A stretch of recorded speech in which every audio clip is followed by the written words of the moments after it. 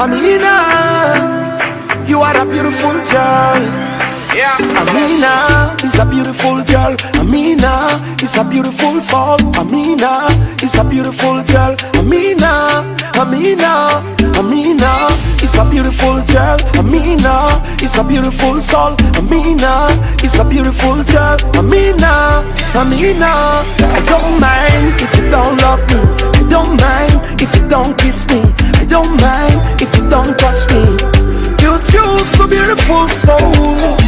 Whenever my side, you feel alright. Amina, Amina is a beautiful girl. Amina is a beautiful soul. Amina is a beautiful girl. Amina, Amina.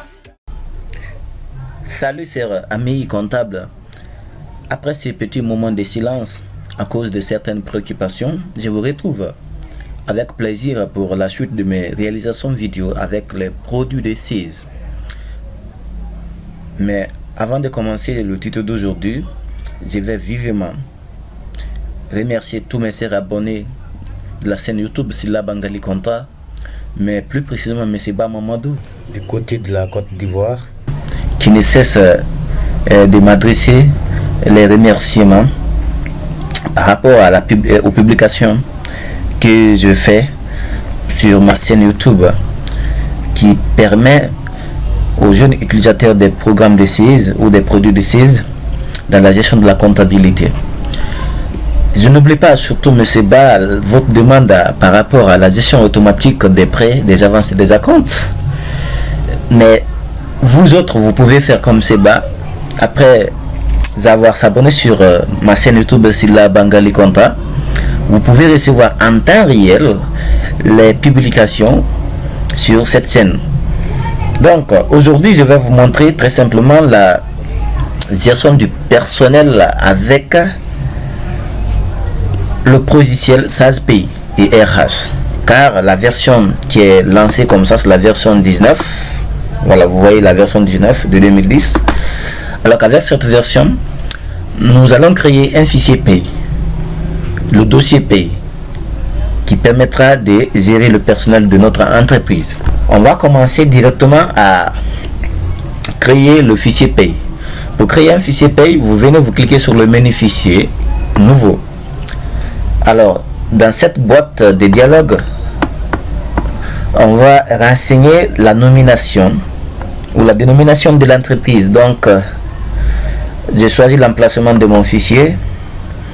Je vais saisir par exemple le nom du fichier ou le nom de l'entreprise, Africa Construction.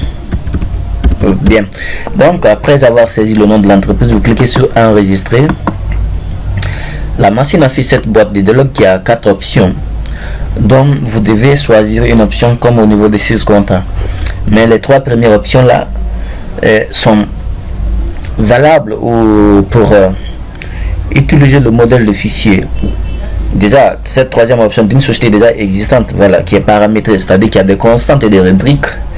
Ou les deux autres aussi, c'est un modèle de fichier ou un exemplaire qui a été rattaché au programme, qui vous permettra de reporter immédiatement les rubriques et les constantes de salaire, mais en fonction de la norme IFRS.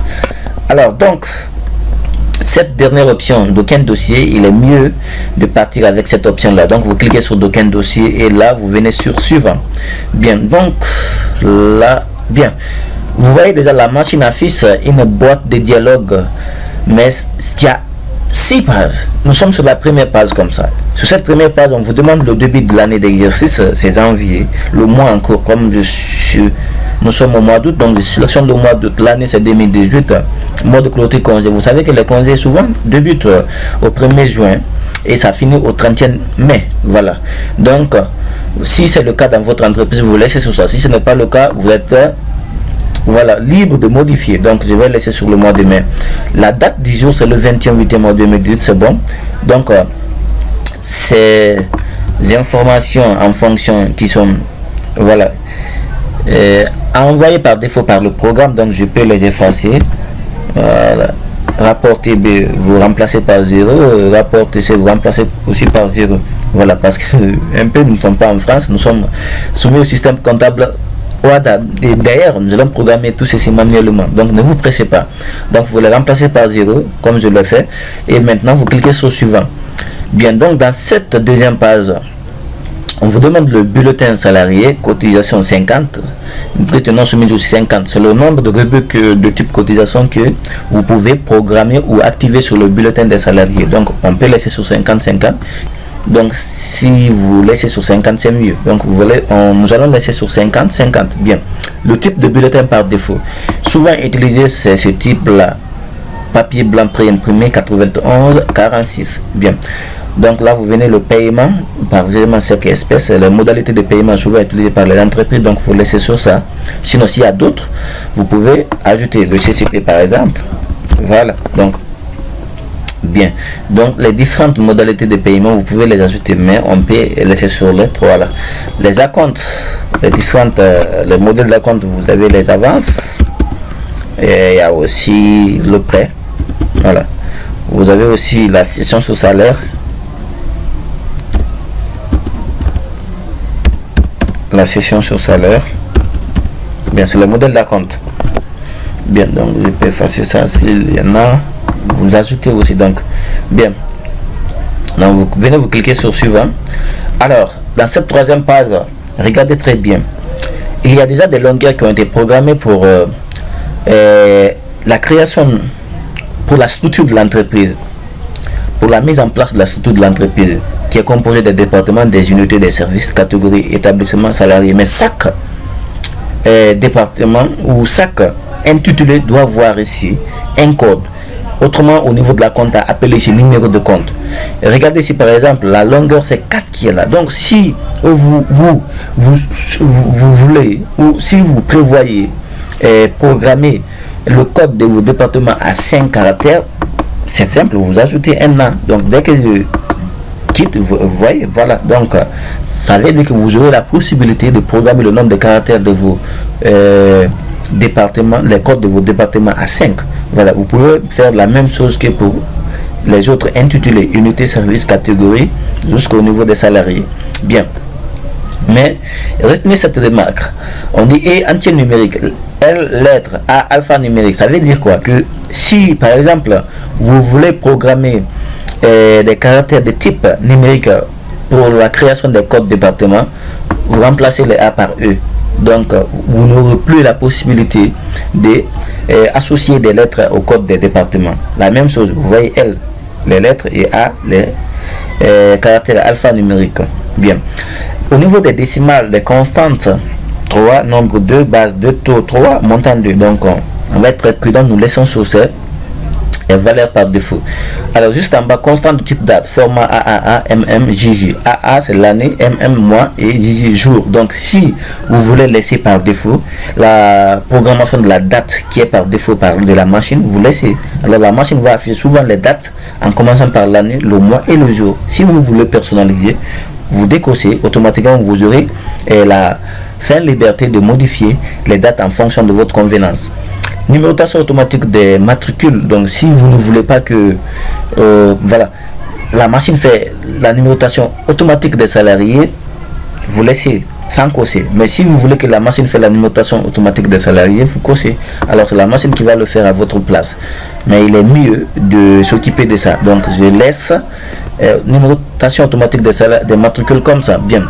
Donc vous venez maintenant sur, venons là, modélisation comptable. Vous cliquez sur modélisation comptable, vous voyez déjà ici compte général 8. Alors là, c'est aussi la longueur des numéros de compte que vous allez utiliser pour la comptabilisation. Mais faites attention là aussi, parce que à la fin du compte, vous allez faire ce qu'on appelle ici la passation comptable. Vous allez créer un lien avec le fichier comptable pour comptabiliser les salaires dans votre fichier comptable afin d'élaborer ici les états de bord. Donc si le nombre de caractères que vous avez défini lors de la création du fichier comptable, que vous avez l'habitude de programmer à 8, n'est pas 8 au niveau de la paye, la passation comptable ne sera pas possible. Donc il faudra que le compte, la longueur des comptes qui est 8 là, soit aussi voilà, de la même au niveau du fichier compta 8.8, là la passation sera possible. Donc on va laisser sur 8, mais si vous savez que lors de la création du fichier compta vous avez programmé la longueur de compte à 6, vous pouvez diminuer le nombre de caractères et regarder, automatiquement la machine va diminuer. Donc si je vais ajouter encore, parce que moi j'ai programmé le nombre de caractères là-bas 8, donc je vais ajouter, c'est bien, donc 8 c'est bon. Bien, donc vous venez aussi, là c'est très important, le format compta 500. Donc vous prenez le format SAGE, tout ça pour vous permettre de faire la passation, de transférer les données de la paye vers le fichier compta. Format SAGE, c'est bon. Et là maintenant, vous venez dans l'onglet Héros, la monnaie de tenue de compte, la monnaie que vous utilisez dans l'entreprise, votre monnaie locale. Si vous êtes dans la zone franc CFA, donc vous saisissez cette monnaie, mais comme moi je suis en Guinée, donc je vais saisir l'unité monétaire de notre monnaie, le GNF. Donc l'intitulé c'est le franc guinéen.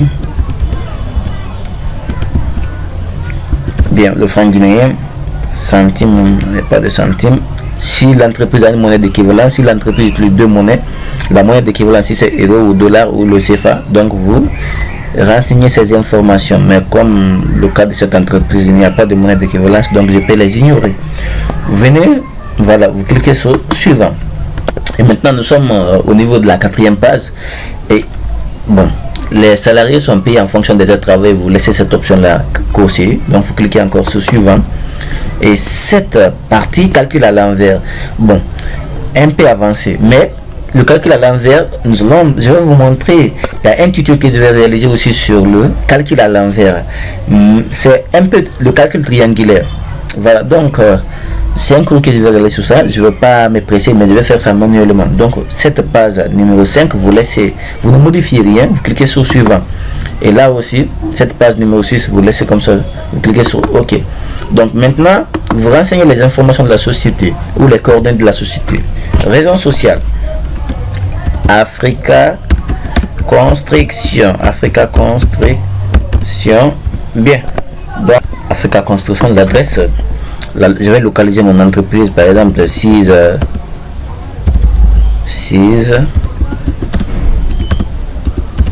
à Dixine, ça c'est la commune, ça c'est une commune de la Guinée, la commune où se trouve cette entreprise. Et je vous rappelle que c'est une entreprise imaginaire d'abord, voilà. Donc complément Bellevue. Ceux qui connaissent un peu la Guinée savent où se trouve ces coins là. Donc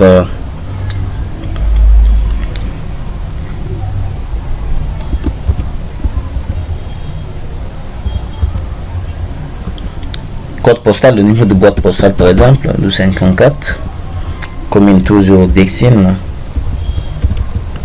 Bien, Dixine. Bureau distributeur toujours Dixine. Le code du pays c'est le GIN. Le numéro de téléphone, je vais saisir un numéro 1, voilà. S'il y a le fixe, vous pouvez saisir le numéro de fax, la forme juridique par exemple. Effectif nombre de salariés par exemple 12. Capital l'entreprise, c'est par exemple 50 millions. Voilà, capital de l'entreprise 50 millions. Établissement Africa Construction, c'est bien. Donc après avoir renseigné ces informations, vous cliquez sur OK.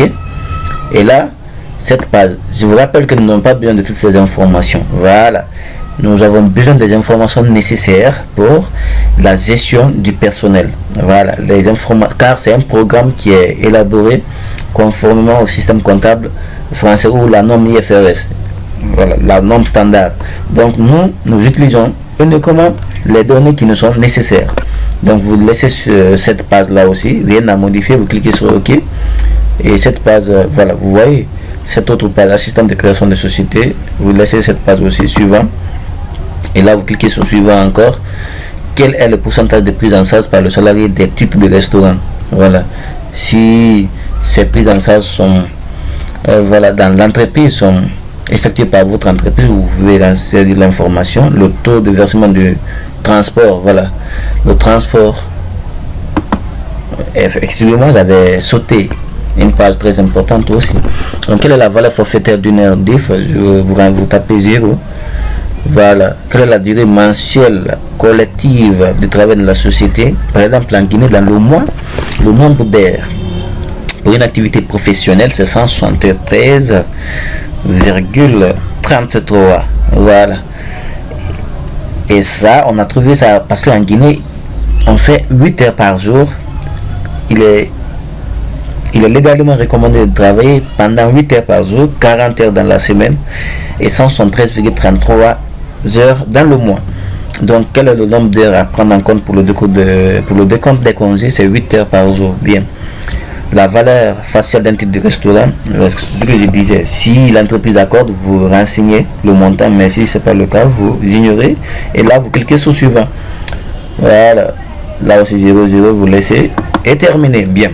Donc, ce n'est que le départ. Ce n'est que le départ. Ça, c'est juste la création du fichier pays.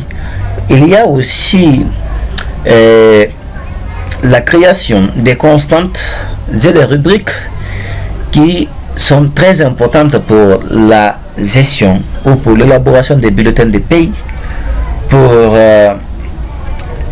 la gestion de quelques États, comme l'édition du livre de pays ou le journal de la paix, on peut l'appeler comme ça, comme l'édition de la déclaration mensuelle des salaires, jusqu'à l'établissement ou jusqu'à la comptabilisation des salaires. Alors c'est un programme qui est un peu long, donc je vais prendre un temps pour vous aider à comprendre tout ce processus là, à commencer par la création des constantes et des rubriques qui sera mon prochain tuto après la création de ce fichier pays. Donc je vous demande de ser abonné de ma chaîne YouTube Sila Bangali Konta, de vous abonner pour recevoir ces vidéos en temps réel, car je ne veux pas directement publier sur ma chaîne, comme on appelle sur mon compte Facebook, mais je vais directement publier sur ma chaîne YouTube. Alors ça a été un grand plaisir de partager ce petit moment avec vous. J'espère vous retrouver plus tard pour la suite de mes réactions vidéo. Ciao ciao, grand merci à vous.